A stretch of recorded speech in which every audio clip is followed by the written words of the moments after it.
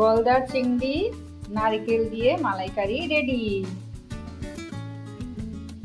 High, আজকে আমি নারকেল গলদা চিংড়ি রান্না করব। তো আমি এখানে চিংড়ি মাছ নিয়ে নিয়েছি, আর এখানে আমি একটু দুধের সর নিয়েছি, ডাবের শাঁস নিয়েছি, নারকেল কুড়িয়ে নিয়েছি, কিছুটা নারকেল একটু বড় করে কেটে নিয়েছি, শুকনো লঙ্কা নিয়েছি, আর একটু কাজু নিয়েছি। প্রথমে আমি মাছটাকে মেখে নিব। একটু লবণ দিয়ে দিচ্ছি, একটু হলুদ দিয়ে দিচ্ছি, আর একটু শুকনো লঙ্কা গুঁড়োটা দিয়ে দিচ্ছি। ভালো করে মেখে ভেজে নিব। এখন আমি একটা মিক্সচারের বাটি নিয়ে নিলাম, এর মধ্যে নারকেল কুড়াটা পেস্ট করে নিব, একটু শুকনো লঙ্কা আর এই কাজুটা দিয়ে পেস্ট বানিয়ে নিব। আমি এই ডাবের শাঁসটা দিয়ে আর একটু দুধের সর এগুলো দিয়ে মালাইটা বানিয়ে নেব। এই যে আমি একটা প্যান উঠিয়ে দিলাম, এর মধ্যে আমি একটু সরিষার তেলটা দিয়ে দেব। তেলটা গরম হলে মাছ দেব। এখন আমি মাছগুলো ভেজে নেব।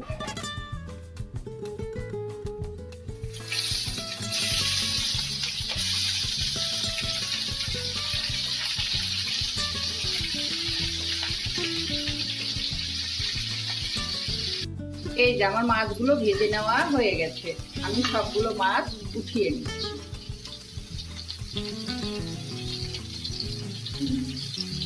এই যে তেলের মধ্যে আমি সম্বারটা দিয়ে দিব। একটু জিরা আর শুকনো লঙ্কা নিয়েছি, এর মধ্যে আমি একটু নারকেল দিয়ে দিব। নারকেলটা একটু ভেজে নিব। এখন যে মশলাগুলো আমি বেটে নিয়েছিলাম মশলাটা দিয়ে দেব। একটু ভালো করে ভাজা ভাজা করে দেব। এই যে মশলাটা আমার ভাজা ভাজা হয়ে এসেছে, এখন আমি একটু লবণটা দিয়ে দিচ্ছি। 2 চামচ লবণ দিলাম, একটু হলুদের গুঁড়ো দিলাম, একটু ধনিয়া গুঁড়ো, একটু জিরে গুঁড়ো।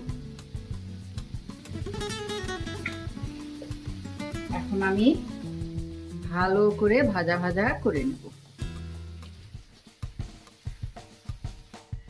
এই যে আমি মশলাটা কষিয়ে নিয়েছি, মশলাতে তেলটা বেরিয়ে এসেছে। এখন আমি এর মধ্যে 1 বাটি জল দেব।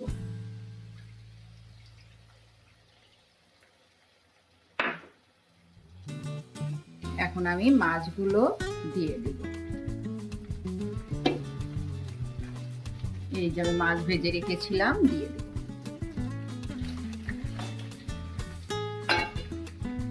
এখন আমি একটু ঢাকা দিয়ে রেখে দেব।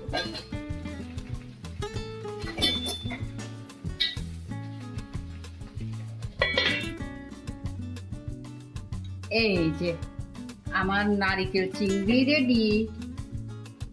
এখন আমি এর মধ্যে একটু নারকেল কুচি দিয়ে দেব। আর যে আমি দুধের সর দিয়ে আর ডাবের শাঁস দিয়ে মালাই বানিয়ে নিয়েছি, মালাইটা দিয়ে দিচ্ছি।